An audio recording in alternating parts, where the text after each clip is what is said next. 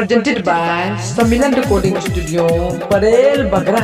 तानी डीजे के बजाई दा हो, छौरी सब के नचाई दा हो, छौरी सब के नचाई दा हो। Singing by Nitish Nirala। तानी डीजे के बजाई दा हो, छौरी सब के नचाई दा हो, छौरी सब के नचाई दा हो। तानी डीजे के बजाई दा हो, छौरी सब के नचाई दा हो, छौरी सब के नचाई दा हो।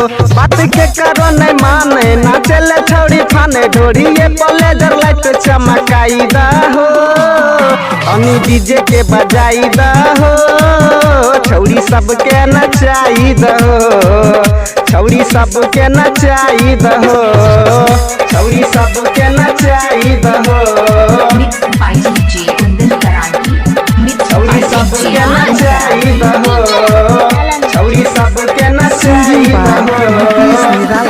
के बारी बंद करके नाचै रहे, रोजे लगाई के मोबाइल हो, एकरो मोबाइल में डीजे वाला पिन दहो डाल हो, पिन दहो डाल हो।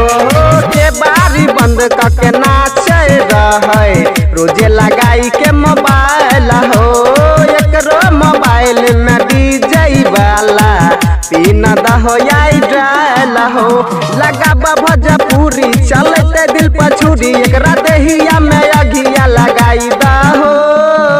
तानी डीजे के बजाई दा हो, छौरी सब के नचाई दा हो, छौरी सब के नचाई दा हो, छौरी सब के नचाई दा हो, छौरी सब के नचाई दा हो। हो डीजे वाला सुना गाना लगई ह, नीतीश निरालो के आए हो।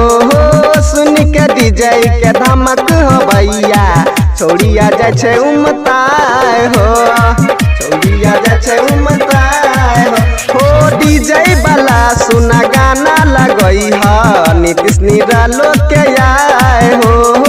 सुन के डीजे के धमक हो भैया, छौड़िया जाय छे उमताए हो।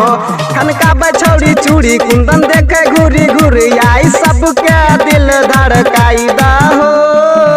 तानी डीजे के बजाई दा हो, छौड़ी सब के नचाई दा हो, छौड़ी सब के नचाई दा हो।